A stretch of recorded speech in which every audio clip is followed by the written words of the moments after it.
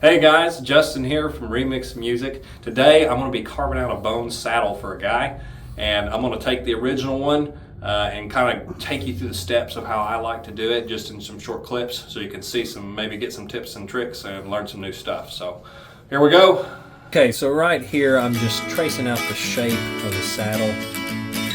Usually I'll purposely trace it off just a little bit farther so I have more to work with, and then I'll throw some X's down to kind of keep my mind on what I'm cutting. Okay, so here I'm measuring the width with a caliper. You can see it's about 83 thousandths of an inch. Typically I will grind this down about 5 thousandths of an inch proud to give myself more to work with.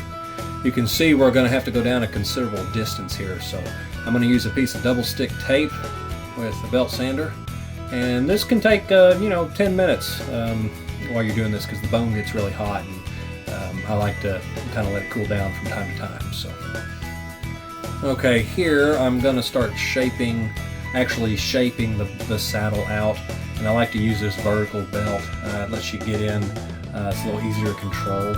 So I'm just going to rough the shape out here, and sometimes I'll do it on the disc sander too, but I'm just going to rough the shape out here, and we'll get to the actual fitting of the bridge here next.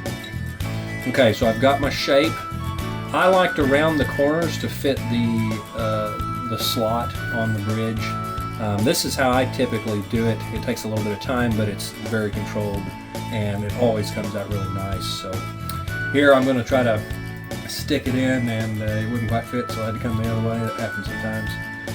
But you can see it's a really nice fit. I mean, it's as perfect as realistically possible as far as how it actually sets in there and how tight it is on the width. So here I'm going to draw a center pencil line for where I want the intonation to be. And the reason I'm doing it this way is on this particular guitar, the saddle it came with was a center line intonation. So I checked it before and thought it was good. So sometimes you might have to compensate a string a little bit here or there, and you may have to, have an offset center line for your intonation. But there's not a whole lot to play with here. It's only going to make a couple of cents difference if you shift it forward or backwards. But it is part of the art of making a really good saddle, and it does make your guitar sound good.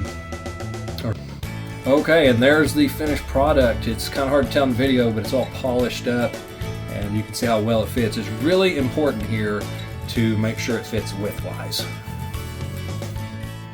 Okay guys, so that's how you do saddles, or at least that's how I like to do them. So if you have any questions about any services or anything, we do all kinds of stuff here. This is just one thing among a lot of different things we do. So if you have any questions about any service, just give us a call and come in to see us. We'll talk to you later.